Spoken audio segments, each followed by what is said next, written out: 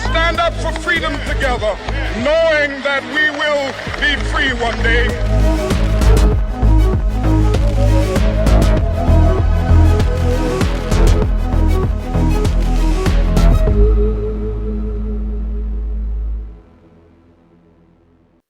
Hello, welcome back to Against the Grain. Thanks so much for joining me. So having interviewed several of the mums of the individuals that appear in the telepathy tapes, today I'm finally joined by the lady who's responsible for all the scientific work behind this phenomena, Dr. Diane Hennacy Powell. Let me tell you a little bit about her. Diane is a neuroscientist, psychiatrist and author whose research delves into some of the most extraordinary phenomena of the human mind. Dr. Powell earned her medical degree from Johns Hopkins University and has held faculty positions at Harvard Medical School.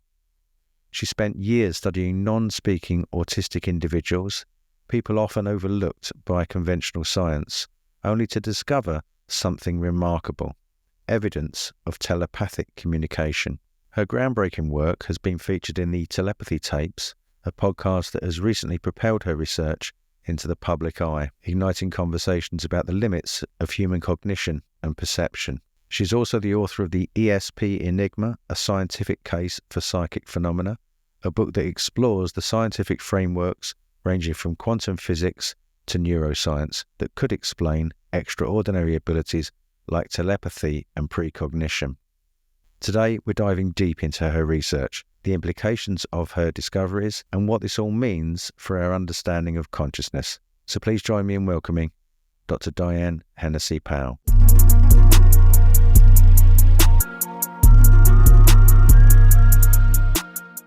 Hello, Diane. Thanks so much for joining me.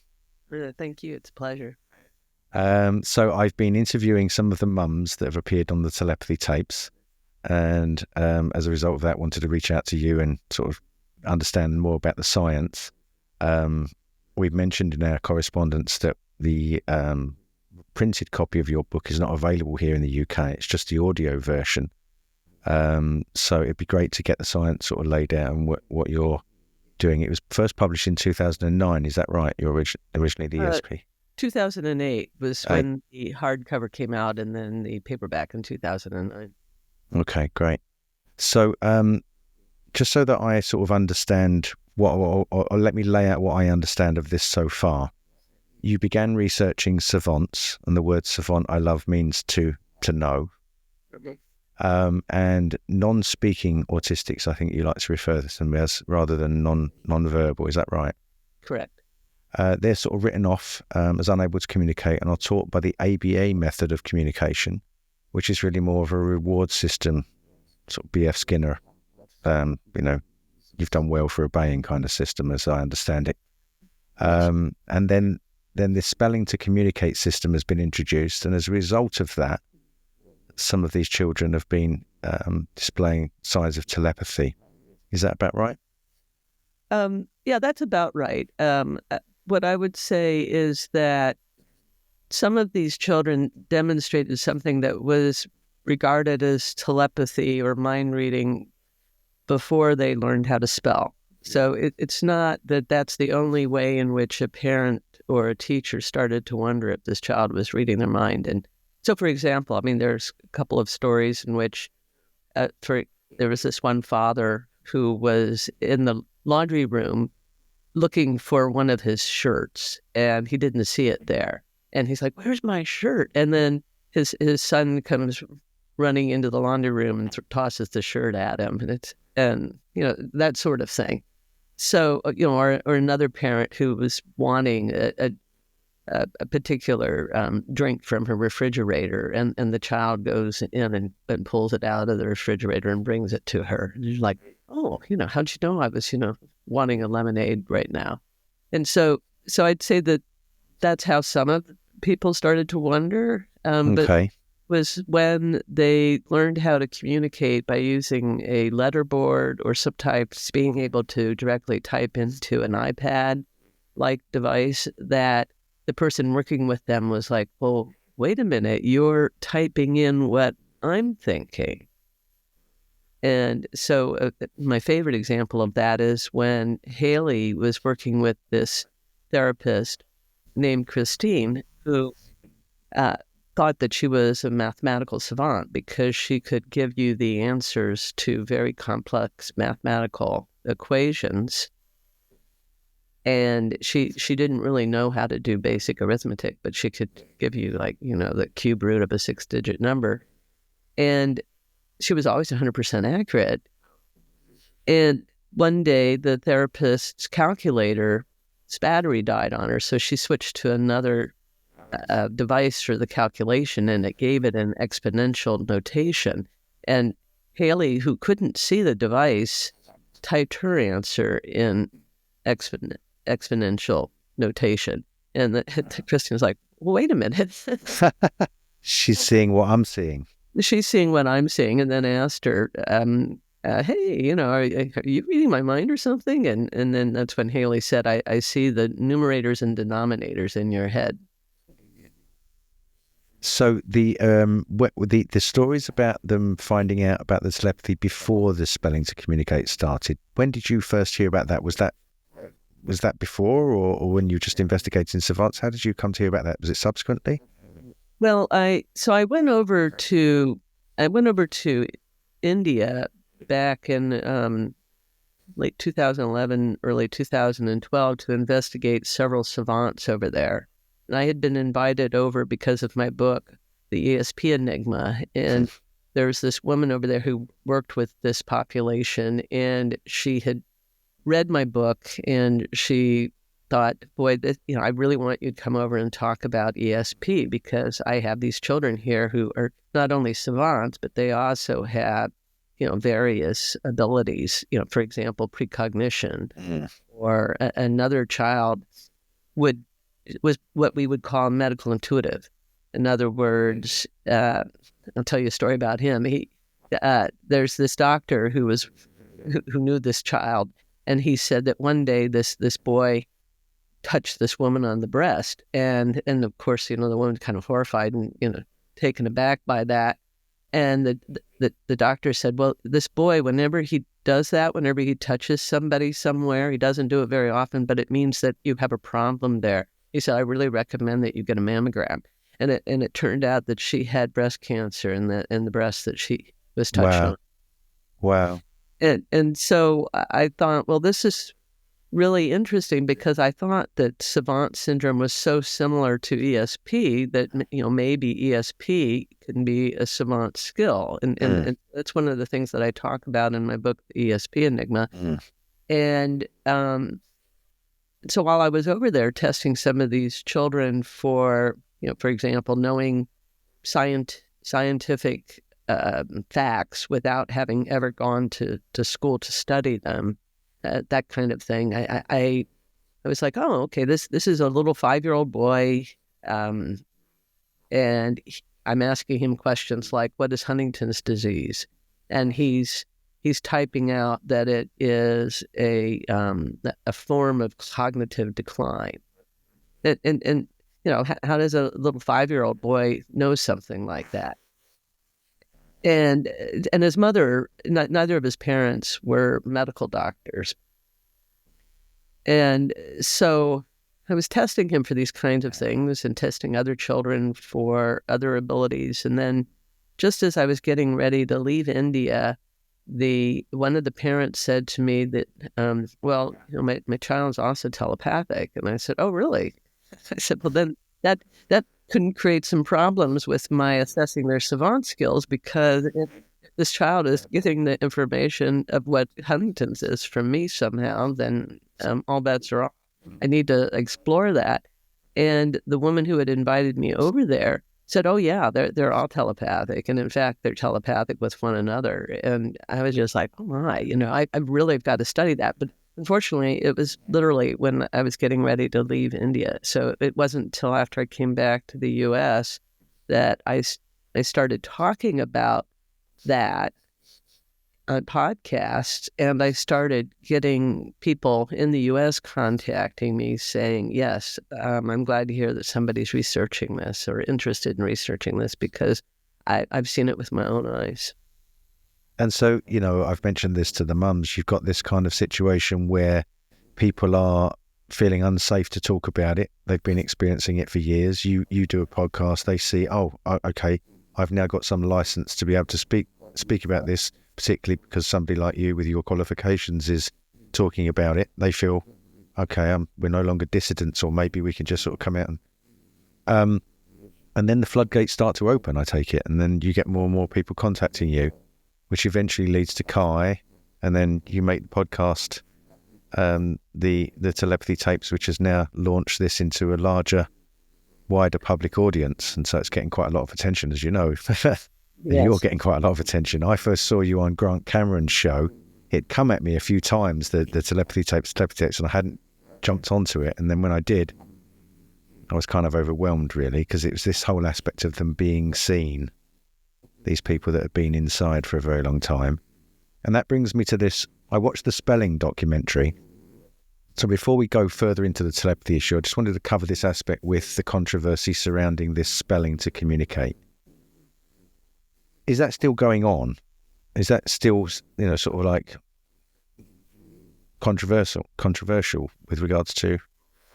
Unfortunately, it is. I mean, and it really it surprised me when I found out how controversial it is, because as a neuropsychiatrist, I have an understanding of the brain and various types of syndromes, and so I've known ever since I was in training that there's a separate area of the brain that's involved in language comprehension from the area of the brain that's involved in language expression. And so the area that needs to be intact for language expression is called Broca's area.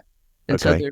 so if you have a stroke in that area of the brain, which is in the frontal area of the brain, then people can stop being able to speak or even to write oftentimes, because the hand and the mouth, the two instruments, if you think of the mouth and the hand as an instrument that are involved in communication, they're both actually represented in the brain very close to one another. And that's why when a child is learning how to speak, they babble with their mouth. They're practicing the production of sounds, but they're actually babbling with their hands as well, which is one of the reasons why children can learn sign language so easily. Right. And so that area of the brain, if it gets compromised, can then put people in a position where they can't have any output. But the Wernicke's area, which is language comprehension, if that is intact, then they're acquiring language just like everybody else. They're learning. They can learn how to read. They can learn how to everything that is language acquisition can be intact. And so when it was a real aha moment for me when I attended a workshop to learn this technique called RPM, which is the precursor to spelling. Yeah.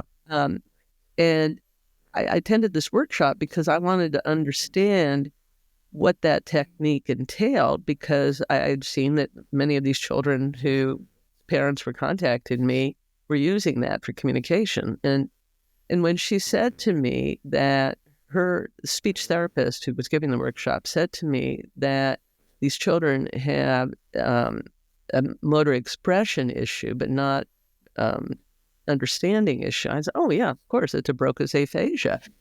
And so, and that's easy enough to prove if you do the neuroimaging studies, which is what I think should be done. There are a lot of different reasons why a child might not be able to speak, but to lump them all into the category of, they just are, to assume that they just have no language at all, or that they're stuck at the level of language of a toddler, is doing them a major disservice.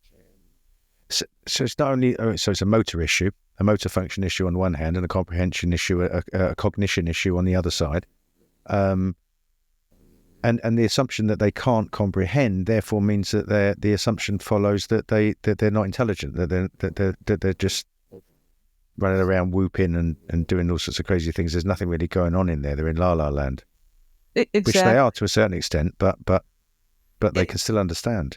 Yeah. So one of the problems is that because whatever it is that disrupts their language development happens when they are, usually it's between the ages of 15 months and 30 months that something happens and they regress. Because they've never really fully demonstrated the production of language, people don't give them the benefit of the doubt. Whereas we can have somebody like Stephen Hawking, who is a graduate student, and before he developed ALS, and so we knew that he had a mind that was very intact, and people accommodated him so that they could still benefit from what he had to offer the world. Yeah. So it's not disputed amongst neuroscientists that if this part of the brain, which affects the motor skills side, is affected, that it doesn't necessarily write off the comprehension and cognition side. That's not disputed amongst neuroscientists. It's not disputed among neuroscientists that those things happen in adults, but most neuroscientists have not studied autism with that perspective to try to that they haven't entered into that whole controversial area. It's the issue, and I think that we should. I think that these children, if they regress during development, they need to, at the appropriate age, they need to undergo the kind of testing that would show exactly what the issue is. For some of these children, they have an issue with proprioception. Yes. And so it's really hard for them to know where their body is in space. And a lot of them have visual issues. And so they're having to work through these challenges that make it hard for them to function, the way other children do. But that's only in the expression of language in many of these children. It's not in their ability to do all kinds of other cognitive tasks. And so we need to assess them. And what happens, though, is that there are so many of these children now. I mean, there's probably 1 million of them in the U.S. alone. I mean, there's over 5 million children diagnosed with autism in the U.S., and 25% of them have this regressive, non-speaking or minimally speaking version of it. And what happens is they get diagnosed by a pediatrician as being on the autism spectrum. And then what happens is that the people look at, okay, for that diagnosis, what is it that the FDA and NIH, what is it that they say is the appropriate treatment for that diagnosis? And ABA is the only treatment that has received the stamp of approval. So they just get relegated to ABA training, which treats them like they are perpetual toddlers, because until they're able to demonstrate that they can speak, they keep getting asked to do the same thing over and over and over again. And it's not recognizing what the nature of their challenges are. I mean, the speaking documentary, there's a young girl called Madison, who's, when she's first expressing herself, she says, I'm so sad because she, you can have that sense that she was locked in there for so long and was treated this way by the ABA, like little rewards. It just feels like such a kind of treating them like dogs, really. Here's a treat for doing well and saying something, or not taking somebody's toy or something like that, and giving the toy as a reward. It seems very cruel in lots of ways to me. I just wanted to go back on the issue of the lack of one of the doctors, Dr. Sarathi. She's a mother of Sid. I think she spoke on the TED Talks and says absence of evidence is not evidence of absence. And so the fact that these neuroscientists haven't gone there to this controversial area and haven't explored it, surely they don't write it off then in the event that they haven't been there and haven't looked at any data, or do they? what a lot of people don't realize, I mean, so first of all, you have this division between, you have neuroscientists who dominantly study animals, okay, and then you have neurologists who predominantly study adults that are, who've had a stroke or they have a brain tumor or something like that. And so you have very few people who have my background and training. I mean, we're rare who have background where we really understand the brain. We understand the various cognitive, emotional, and behavioral issues and how that relates to, this region of the brain is responsible for this, and that region of the brain is responsible for that. And we're aware of all of these different fascinating neurological syndromes that have significance in terms of us understanding kind of the way that the brain kind of maps out our reality, so to speak. But when it comes to clinical diagnosis, they're not so interested in that. They're more interested in, was this a stroke? And if it was a stroke, was it a hemorrhagic stroke or an ischemic event? Is this a tumor or is this anyway? The causal. I get the idea. I get the idea. So everything is really more focused on, the underlying pathology, but not the phenomenology. And I trained with people who were both neurologists and psychiatrists, and we're very fascinated by the phenomenology. Right. But most neuroscientists are really, they may be aware of some of these things, but they're not doctors, so they don't have access to actually interacting with this population. So they're just looking into the published data. What if I do a search in PubMed, what does it show me that the studies in autism say? And so I think the problem is that the vast majority of these children are being diagnosed by pediatricians and then being referred to speech pathologists. Right. Really are just like occupational therapists. They're not diagnosticians. And very few people have my credentials that looks at the finer nuances of this. And that's one of the reasons why I felt the need to, speak. Yes. I'm really glad you cleared that up. Thank you. Because they're basically getting referred to a speech therapist like a motor functional skills person who says your motor functions aren't working.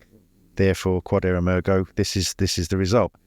I was thinking of the TED Talks by Jill Bolte Taylor, her Stroke of Insight talk, where she when she had the stroke, and I believe it was in the right hemisphere, she went into la la land, as she put it, and had no proprioception, and her interoception changed. She couldn't tell where the boundary of her body was from the inside and the outside and so on. Is that essentially what these individuals are pretty much experiencing then?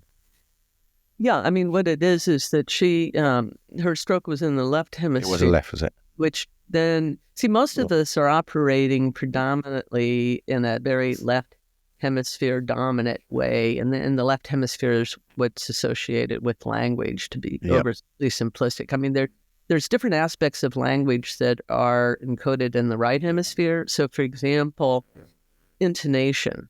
There's a huge difference in the meaning of a sentence based on what the intonation is.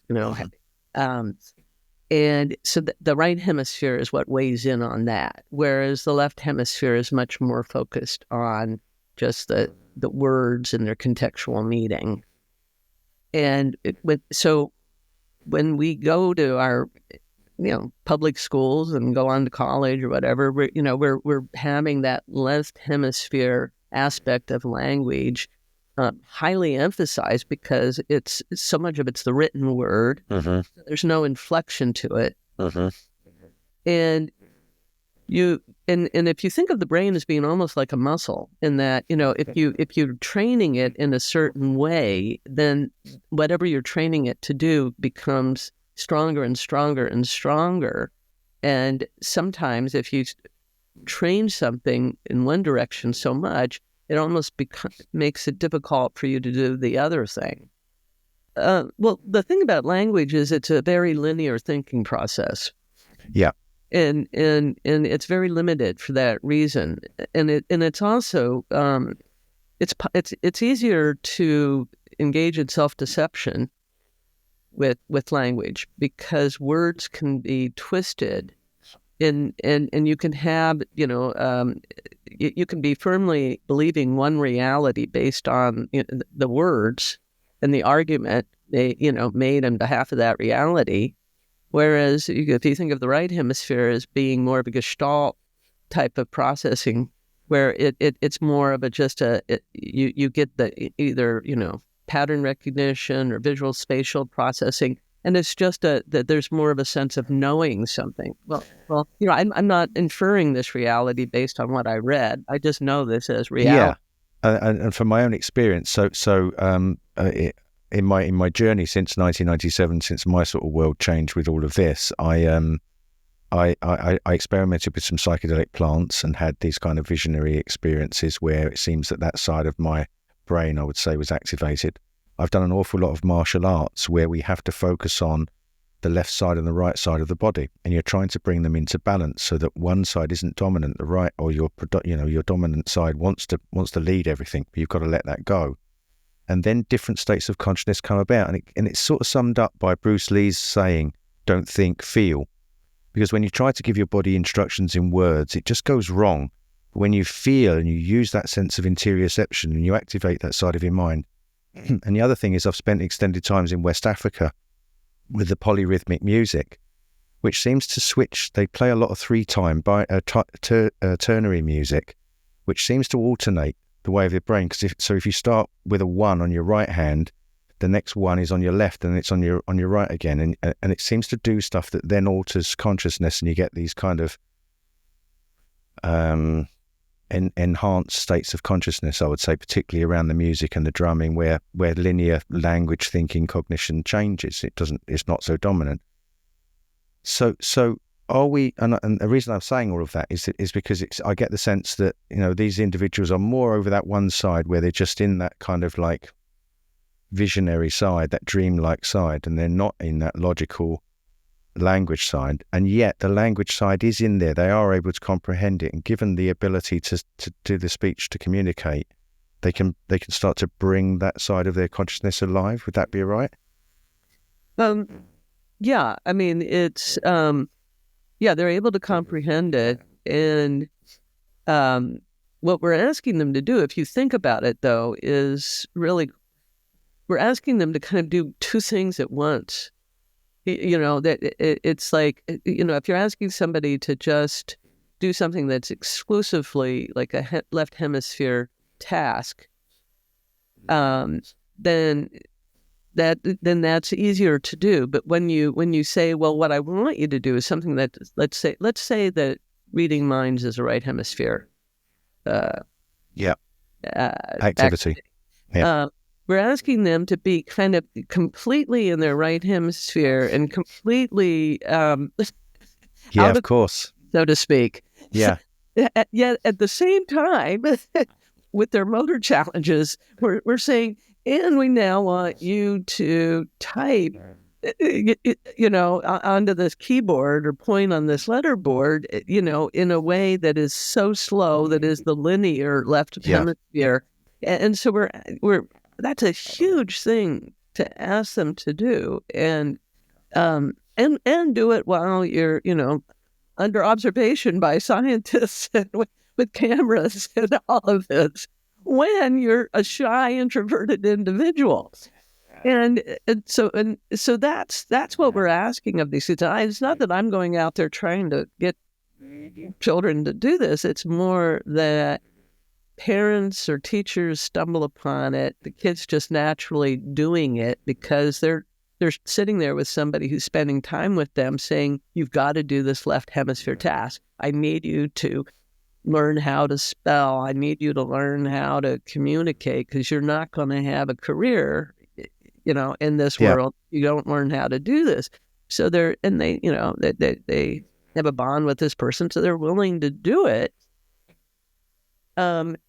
But then when you enter in, like when Kai, was trying to film some of these children, it's a lot to ask, and then for them to be doing that under that kind of scrutiny, and so hats off to them. These kids are Exactly.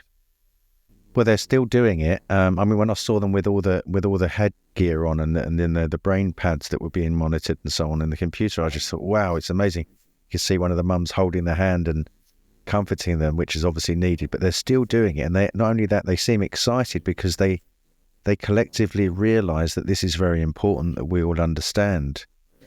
They do. And that's one of the things that Kai and I wanted to make sure was that that they, we included people in the documentary who really, really want the world to know that they, and I'm sure that these kids are just really, they're concerned about the other non-speakers out there. And it's sort of, almost like a massive liberation movement, and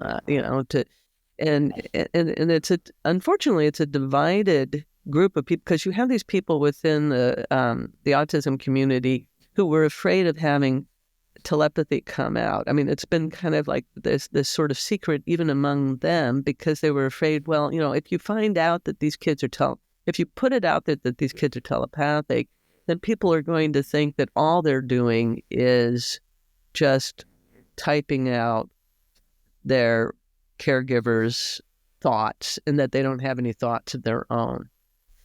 And so, sorry. That's their worry. And they do have thoughts of their own. It's just that people were concerned that they could be perceived that way. Yeah, I can understand that. All right, you can have that concern, but then why suppress it? Why not just say, well, let's test to see if these are their own thoughts, and and let's wait and see. And that's not what you see, is it? They still want to sort of cover it up. It seems. It's like heretical, isn't it? It's like we're back in the sort of church times where there's sort of voodoo and witchcraft going on, and we can't be having any of that. It seems in some ways. It feels like that sometimes. So the right brain, left brain thing, this balance is very interesting to me. I think, because if people can cultivate, let's say, more right brained abilities by doing practices such as martial arts or drumming in these sorts of methods, and quieting the mind and these other techniques. I've spoken to some of the mums. I spoke to Caroline Coleman the other day, and we were talking about this ability to be able to quieten the mind, which she goes into this. If she's really busy doing the dishes and her mind's busy with all the chores she's got to do as a mum and so on, she's not so receptive to Kyle's communications. But when she's quietened down, and it might be in the evening, she mostly reaches him through dreams. When that thinking mind, the meditative goal of getting that thinking mind out of the way, is moved over, the communication increases. So you've got that element, and then you've got this other element, which seems to be borne out by Rupert Sheldrake's research, with the sense of being looked at from behind, where if there's a deeper bond or a deeper connection, the connection's stronger, right? Love. Mm-hmm. Yes. Yeah, there seems to be a there seems to be, and this has been reported in lots of research that's been done on telepathy, that even in people who don't even think of themselves as ever being psychic, that if there's a strong bond there, say between two sisters, particularly if they're identical twins, then if something happens to one of them, the other one oftentimes will know it. There have been these cases where somebody, one twin's in an accident, and the other twin, wakes up from, let's say they're sleeping and they wake up, and they're like, oh my gosh, and then they find out, yes, my sister was in an accident.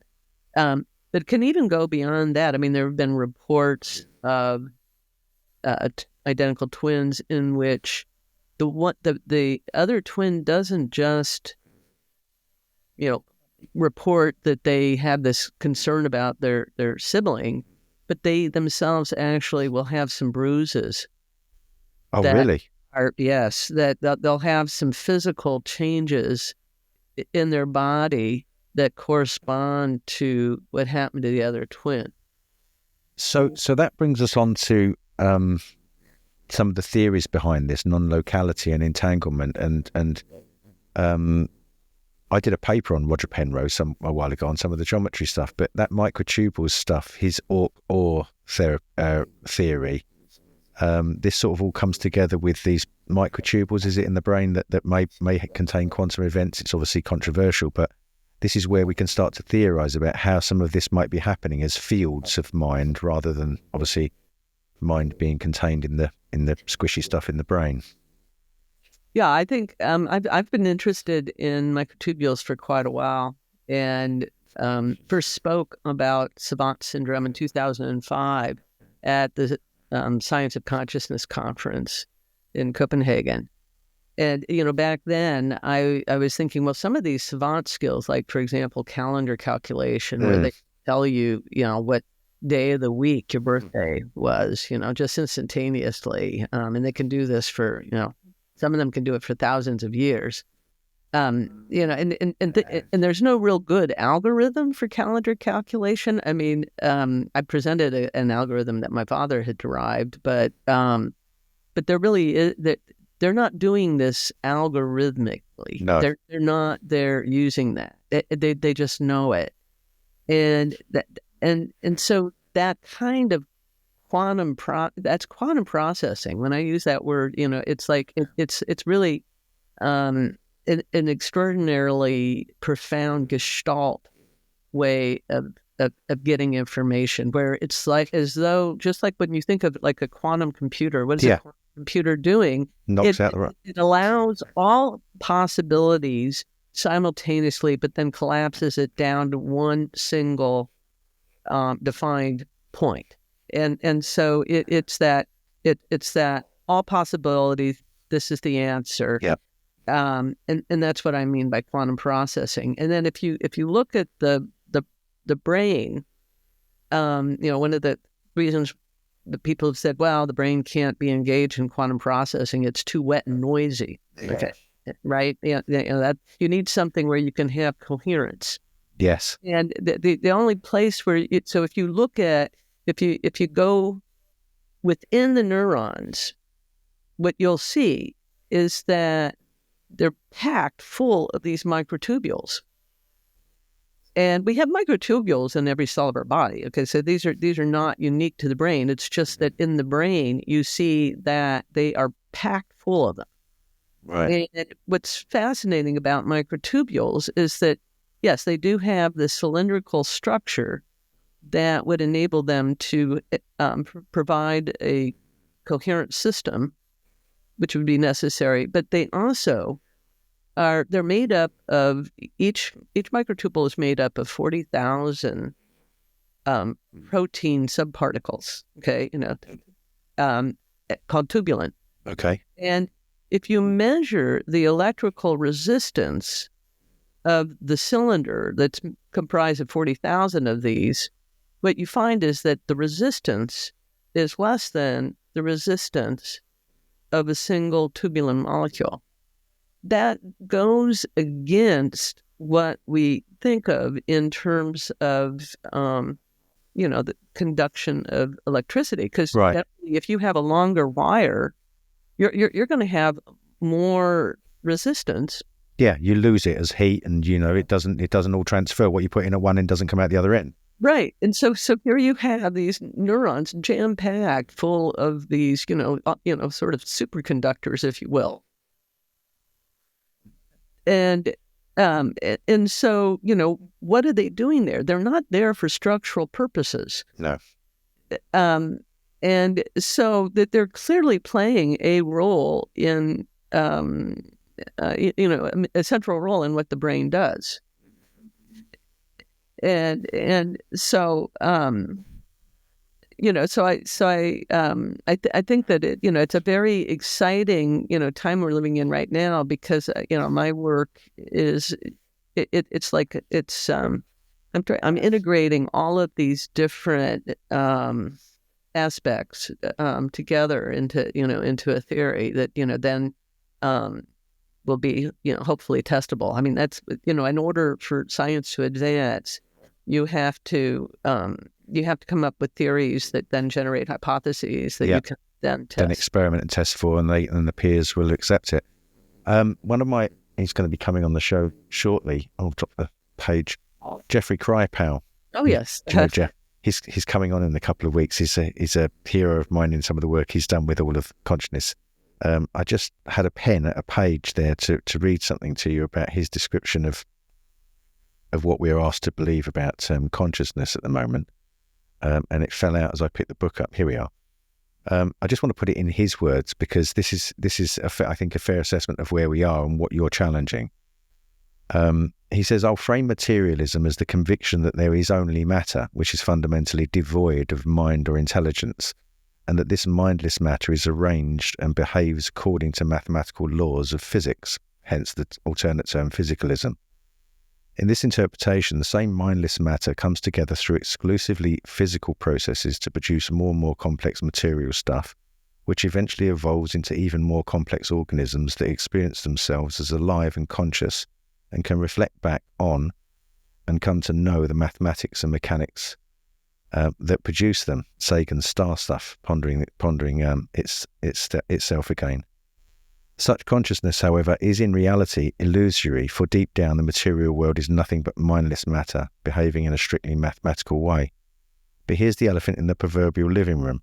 We haven't the slightest idea how matter makes the leap from insentience to sentience, from dead stuff to us. Nevertheless, we're asked to believe that somehow this is the case. When it is pointed out that such a belief is just that, a belief, we are then told that someday we will prove that consciousness is an emergent property of matter, and that the materialist interpretation of science is finally the correct one. We are given the hollow shell of a promissory materialism. We are asked to believe. Is that about right? Yes, that's exactly right. So what we're looking at with all of this, and the evidence seems, I mean, when I see experiences like that cameraman, for example, when the cameraman said, do I have to believe in God now, after filming so many experiments and seeing for himself there's no way that this could be faked, then you're confronted, aren't you? It's that sort of profound statement that makes you confront the ground you're standing on. You're now the proverbial coyote that's just chased Roadrunner off the cliff, and you've looked down, there's no ground under you anymore.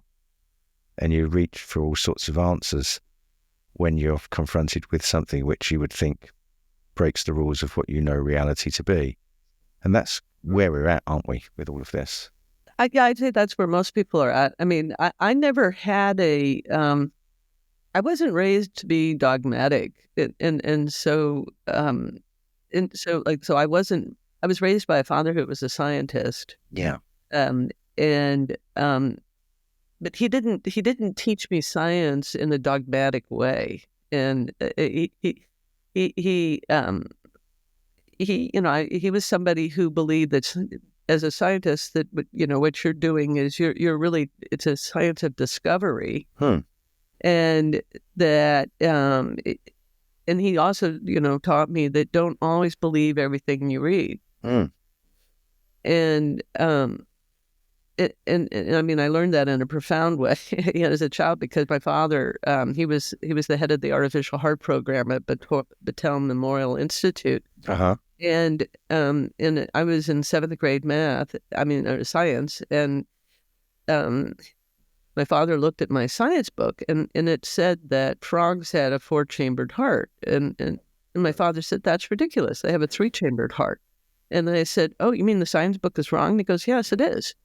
And so weeks later, when we had our test, and that question came up, to my horror, I had, to choose between, did it have 3 chambers or 4 chambers? And wow. I put 3. And my teacher marked me wrong. And I went back to my teacher, and I said, I'll show you, and here's another book that says otherwise. And so that was a very interesting age and a very interesting lesson to have.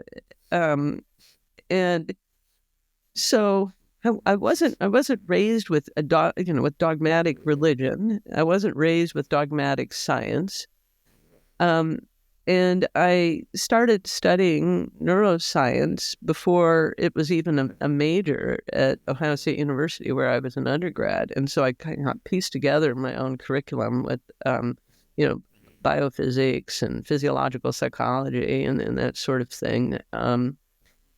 And what attracted me to the field was that there was so little that was known. I mean, it was like the vast, new frontier.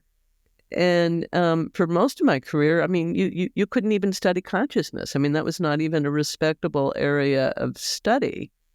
And yet I knew that it was an incredibly important area to study. And so, but when you're young, you sort of, you assume your professors know more than you. And so, I'm sort of like, just operating on faith that the brain creates consciousness. We just, haven't figured out how that is. And the further along I went, in going and becoming a neuropsychiatrist and studying, people with these different syndromes and thinking about, what they tell us about the brain, I thought, I'm not convinced that the brain creates consciousness. What if it's the other way around? It seems to me that it's easier to explain how, if consciousness is, say, a field, how that field could take matter and organize it into something, rather than that something somehow creates consciousness. But this is it, isn't it? Again, going back to one of the martial arts I did when I was 16, it was based on qi. This has always been my fascination. What is qi from that Eastern perspective? And we used to do these, they called it one direction training. So we used to learn to try and put qi in different parts of our body. They would test it by breaking bricks and stuff like that to see if, but then later on, it would be that somebody would stand behind you, one of the more senior instructors, and they would push qi to one of their hands, and we would have to sense it and hold the hand up or feel where it was in our body that they were doing it. And we didn't test it scientifically, but Rupert Sheldrake did, and it was above. It was statistically significant, wasn't it? The sense of being looked at. And that brings me to Rupert Sheldrake's TED Talk, The Science Delusion, and his book, The Science Delusion, which shows that science has become very dogmatic in terms of like fixing gravity as a constant, and some of the other examples he gives that sort of make the maths fit so that we can tidy everything up. That's the big problem. This is what needs to be re-overhauled, doesn't it? Because science has moved into this dogmatic belief system that they don't even acknowledge is that. Right. I mean, it's very circular. Because I mean, they throw out all kinds of data because it doesn't fit their theory. Yeah. Yet they have such an incomplete theory they can't even explain basic things. Yeah. That's a lot of what my book talks about. Is like, well, what makes these phenomena impossible? It's certainly not physics. Because if we look at the physics that came out over 100 years ago now, yeah, quantum, Einstein, Bohr, all of those guys, they were telling us that reality is so different from what our senses tell us reality is, and we know our senses only perceive a small portion of of sound and light, right? And so there's so much that we don't know. And then we have this model that says, well, the brain, we know that the brain creates consciousness. We just don't know how. It's like, and we're going to throw out anything that challenges that because it's impossible. It's to me, so my landlord, when I was at university, my landlord was a biochemist, professor of biochemistry, postdoc at Berkeley. Came back to the UK and did a psychology degree in 2 years and ended his career lecturing in psychology. And was writing a book that he said I may never write on consciousness. But his words, in air quotes, I do not do psychic. It's brain, it's neurons, okay? And he had this theory which I think he had the inspiration for when he was smoking marijuana, ironically, that it was the affective component that pushed thoughts into consciousness. He had this idea that consciousness was like the ocean, and that all the thoughts and all the bits and pieces were sort of scrambling away in what he called pre-conscious, and that once an emotion attached itself, it sort of jumped out of above the surface like a flying fish into consciousness, so that you could think of it. So the more pressing or emotionally tagged it was, I've got to pay that bill, or I hope I get that job or that loan or whatever, then that would keep pushing itself into consciousness more than... There's a little bit of the chicken and the egg here, because I would say that all my years as a practicing psychotherapist, that the thought oftentimes precedes the emotion.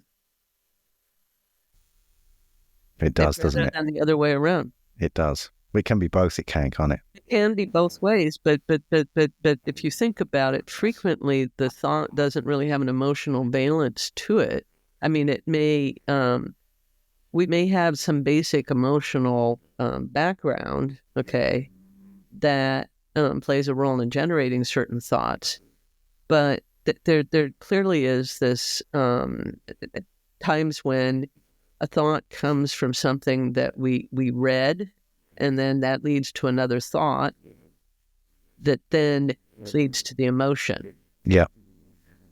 And like my sort of spiritual teacher explained it to me, that the thoughts and emotions are like a seesaw. You're just constantly sort of doing this inside of us, head and heart, head and heart, head and heart. And the meditation, or the sinking to the wheel, the stomach, this dantian, that the Chinese sort of thing, was trying to balance these two so that something else could kick in. And in my experience through practice, it does, you get into that flow state, and it's when you sink to your stomach, when you stop thinking and you're not emotional about stuff, that other stuff, inspiration on insights into the practice have come to me. Ideas not related to that as well. Mm-hmm. Creative ones. Did you see, have you had an opportunity, probably not, to see Tom Campbell's recent appearance on Joe Rogan's podcast? No, I haven't seen that, but I'm familiar with Tom Campbell's work. Yeah, and simulation. Yeah, it seemed to. I watched that sort of coincidentally after being immersed in all of this, and it seemed to fit nicely a lot of what he says about the way he thinks about consciousness, and this participatory anthropic principle from John Archibald Wheeler and stuff, which I really like.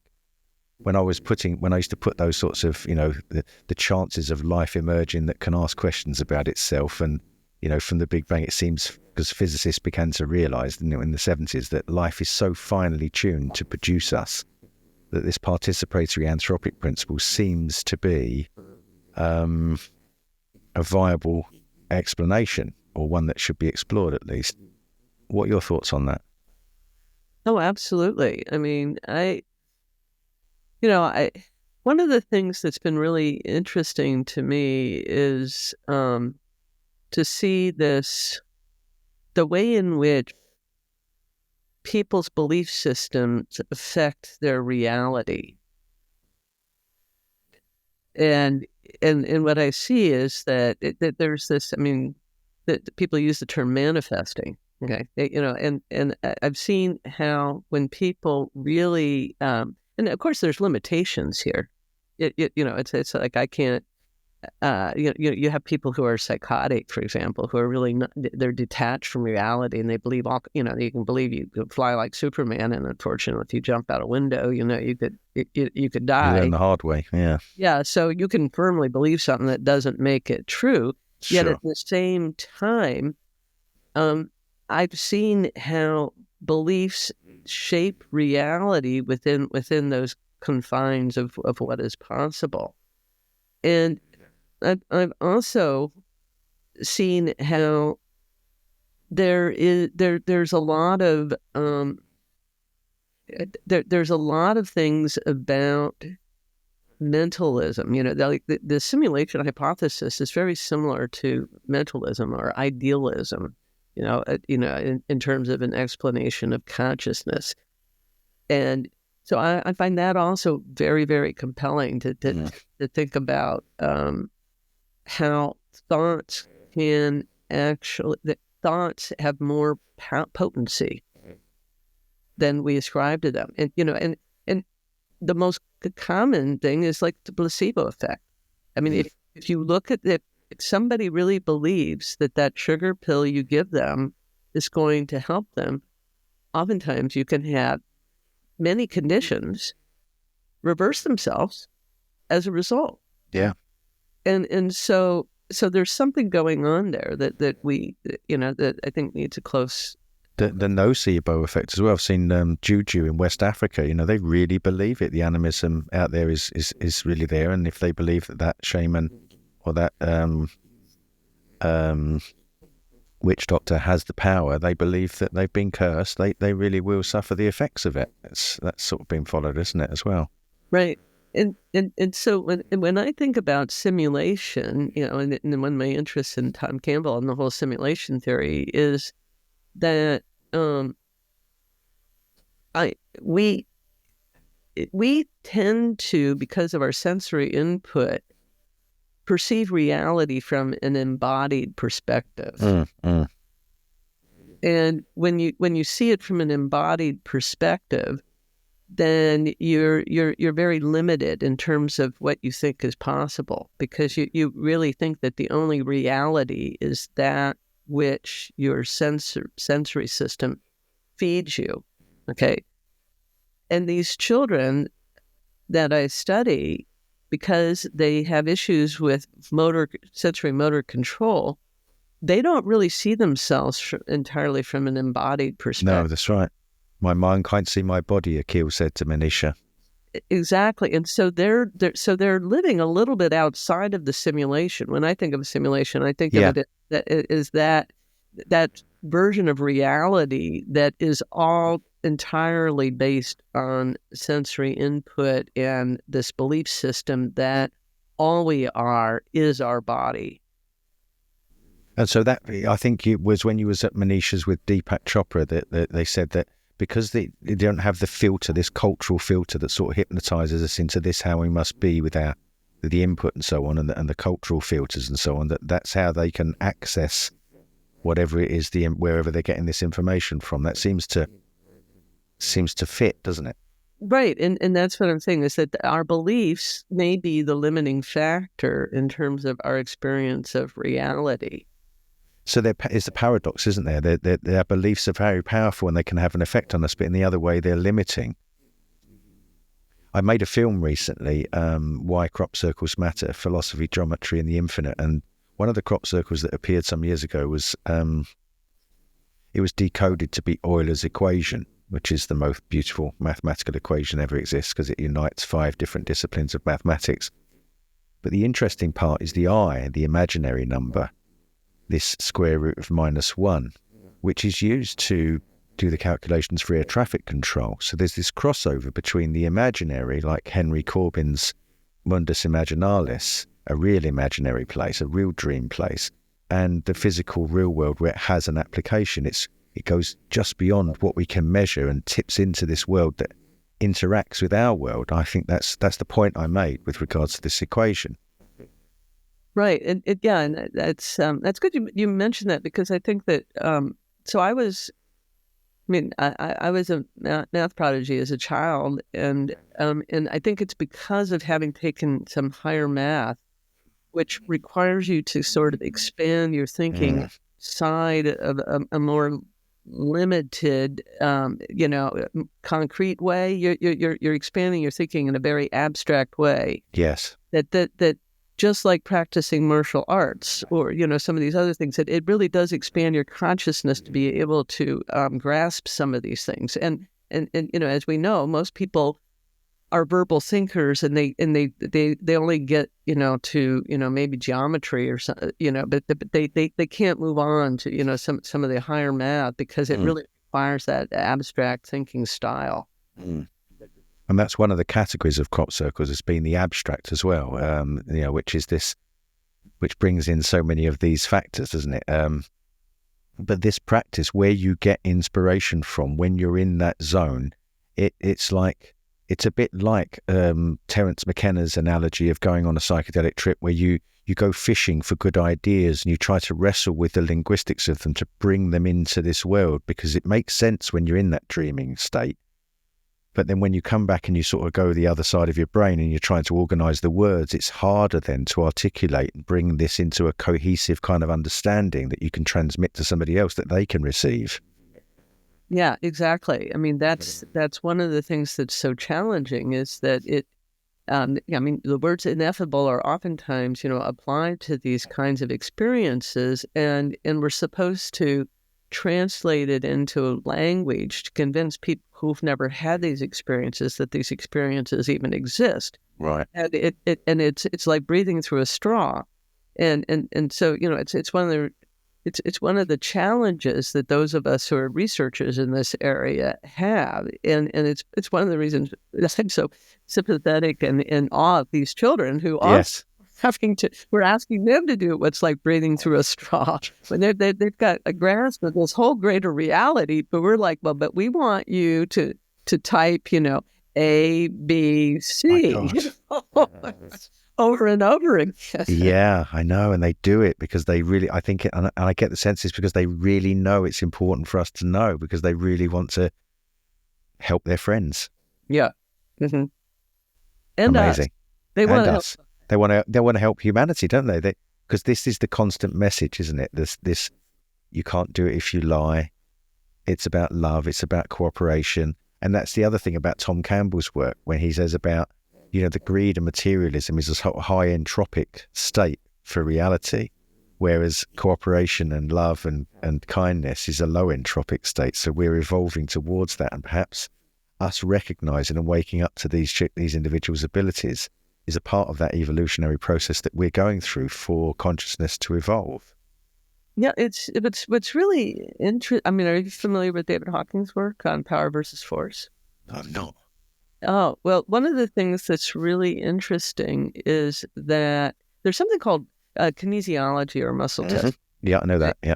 And so what happens there is if you have somebody lie, and you purposely want them to lie, you say, okay, I want you to say, my name is Susie, and what happens is that when somebody says something that's not true, then they lose strength. So you're pressing against them. You're saying, okay, now say, my name's Diane. Okay, I don't lose strength. My name's Susie. Oh, you can push me down a little. And so it's actually kind of a built-in lie detector. And so it's oftentimes used by people to help people to hone in on what is their truth, which is also the greater truth. And so if you think of it's profound, if you think of the implications of that, because what it says is if we live in our truth, we actually have more power. And when we have more power, then that's more effective than force. Because I could try to resist something, that's force against force. Yeah. But if I'm in my power, which is my truth, then I have more strength to overcome a force, even though if you were to just look at the sheer muscular size of the person trying to, get my hand to go down, they may be stronger than me physically, but if I'm in my truth, then it's harder for them to. So that comes into the martial arts, the mystery cheese stuff, so I had one teacher who was all about, F equals MA, and this is force equals mass times acceleration. So if you want to generate, a hard punch in martial arts, it's about how you coordinate all your body and, and generate the most force, etc., etc. And then there's the mystical side, which says everything's space. The universe is sort of 97% space. We're sort of 97% space. Our notion, our belief system about the world is everything's based on force. A nuclear reaction is two particles being rammed together forcefully. A combustion engine is about forcing fuel into a chamber and igniting it to force the piston down. Even our judicial system and the way we coerce people, it's all about based on force, and that's our notion that's holding us back. And that these masters that can display these abilities, allegedly, they're hard to find, the real ones, who can do things which seemingly don't display physical force and yet can propel somebody across the room. are saying that they're tapping into these other sides of consciousness through the fact that they lift themselves above the illusion that force is the way. Mm-hmm. Yeah. Mm-hmm. We're getting close to the hour now. I just wanted to ask you one more question, if I may. The fate and free will. So that I mentioned my film earlier. This thing about belief having this double-edged, being a paradox. So the square and the circle was the symbol as the film I was making it about, because we've had sort of 25 years of solutions to this age-old problem of square and the circle that's been presented to us in the crop circles that's as accurate as the thickness of a pencil line. And they were sort of encoded or hidden in crop circles. And so I represented the film to mean that what the square and the circle means is this paradox, is about us walking this line and balancing the tension of opposites. And that leads me down this road to trying to find the linguistic possibilities for explaining what we're talking about here, or finding new ways to be able to, or as Jeffrey Kripal puts it in his latest book, how to think impossibly. Mm-hmm. Mm-hmm. And the final thing I wanted to ask you was, because this is connected to the systems that I've been training as well, is what role, if any, does meridians and fascia and some of the Chinese medicine system play in any of this? Do you think there's any role that's connected to any of this? Oh, absolutely. Absolutely. I mean, that's an area that I'm really interested in exploring. Me too. So there's, let me say this. I mean, so one of the things that I find so interesting about sort of Eastern traditions is that that they're operating on the idea that our energy field is holographic in nature. So that's number one. Macrocosm, microcosm kind of deal. Yes, exactly. But also that so each of our fingers, okay, is so if you take all 10 fingers, their tips have biophotons that can be measured coming off of them with a special kind of camera. Uh-huh. And there was a Russian scientist named Konstantin Korotkov who developed this device that measures that biophotonic discharge, and then uses a computer algorithm to create create an image of your energy field. Okay. All based on the Chinese, acupuncture system. So it's not like that Curlian photography. It's different to that. No, not at all. Not at Right. all. This is actually measuring your biophotons that are being emitted that Okay. are not perceptible. They're being emitted at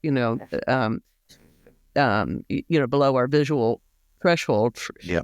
But you're putting your fingers into this dark chamber that where it can measure them.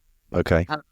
And then it takes that information and then generates as information about your biophotons, each of those meridians. Let me say that. And each one of those meridians is associated with a different aspect of your body. Let's say your liver meridian or your gallbladder meridian or your heart meridian.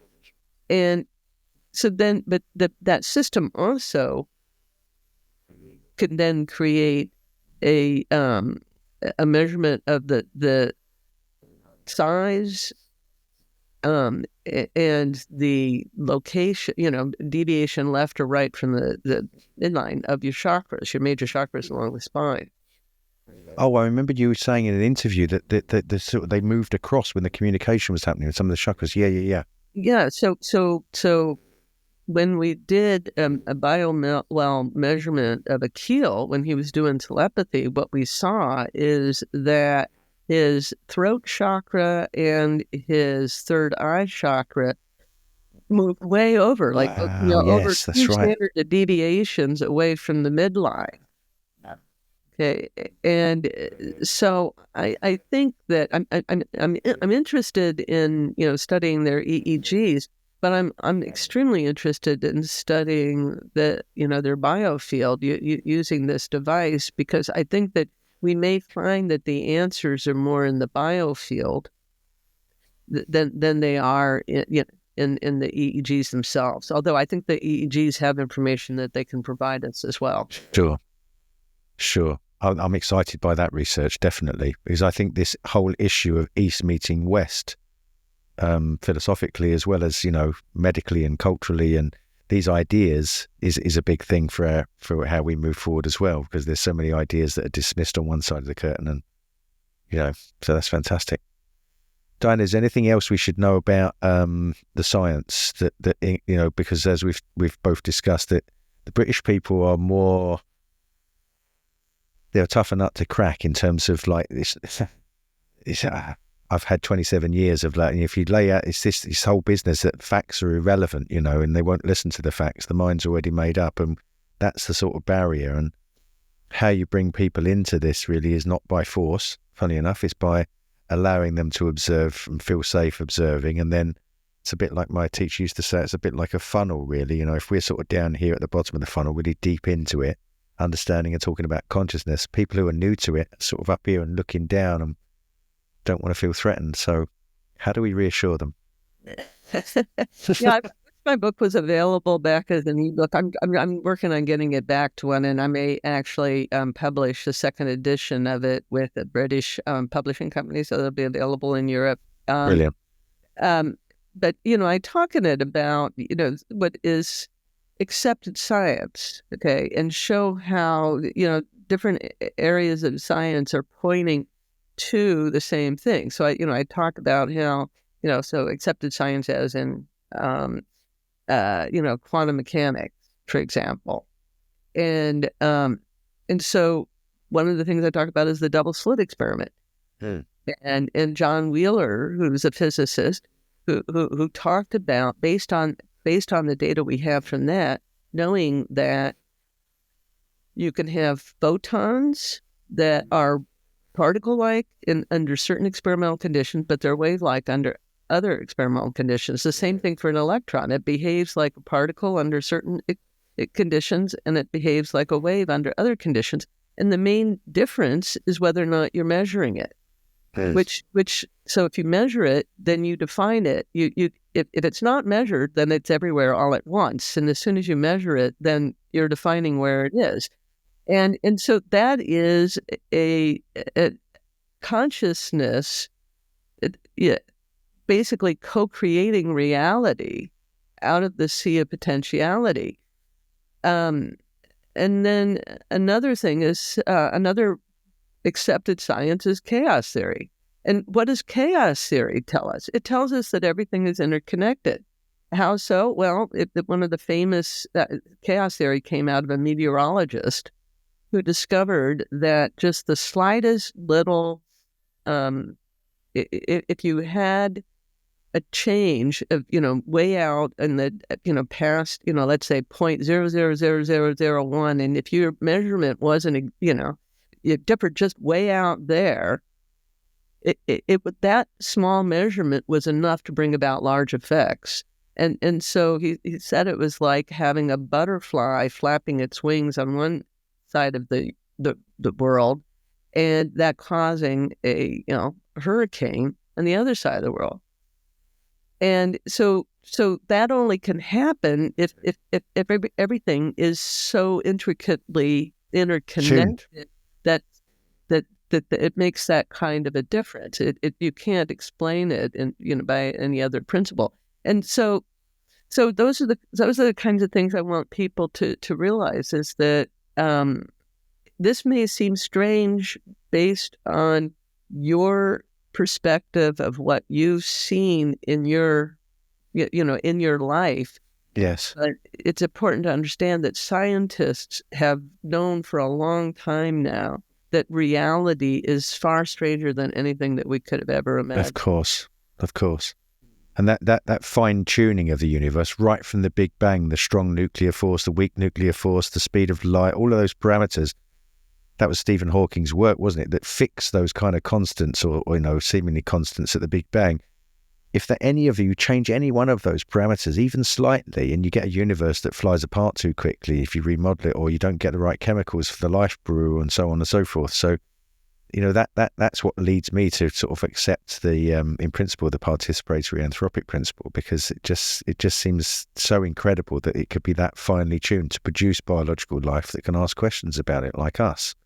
So that co-creation, that collapsing of the waveform that brings together Schrödinger and Heisenberg and all of those kinds of other theories, as you say, it's accepted science from the best theories really that have been sort of tackling these problems since the 1920s. Yes. Amazing.